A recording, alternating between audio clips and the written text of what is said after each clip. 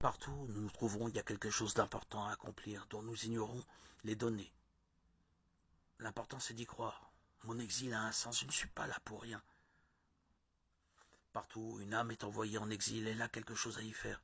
Une œuvre l'attend là-bas. C'est ainsi qu'elle rachète les étincelles captives.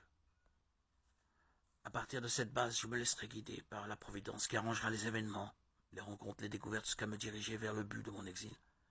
Les croyants comparent cela à une horloge dont les rouages s'emboîtent si merveilleusement pour indiquer l'heure et sonner le réveil.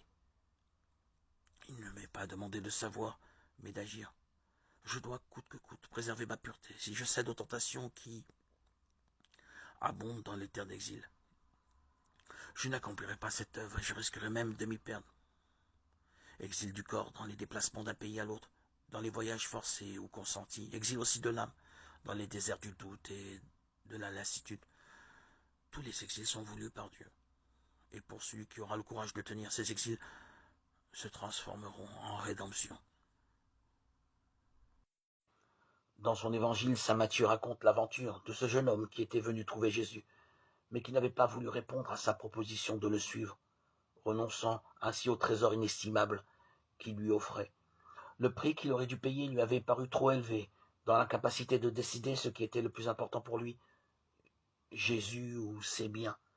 Il s'en alla tristement, car il était très riche. Matthieu 19, 22. Imaginons quelle aurait pu être la fin de cette histoire si ce jeune homme avait été entouré des prières de sa famille et de ses amis. Notre prière peut contribuer à ce que les jeunes, au lieu de s'en aller tristement, décident de suivre Jésus. Notre prière peut produire des fruits magnifiques. Elles peuvent déplacer des montagnes dans la vie de nos enfants.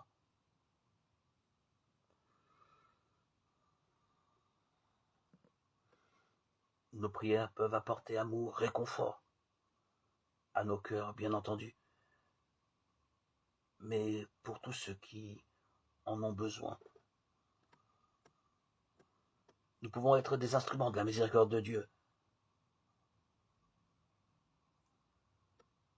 N'hésitons pas à prier pour les mondes, ceux qui en ont besoin. Prions constamment. Un chrétien ne peut ne pas prier. Un chrétien, par essence, en permanence, doit toujours être en prière.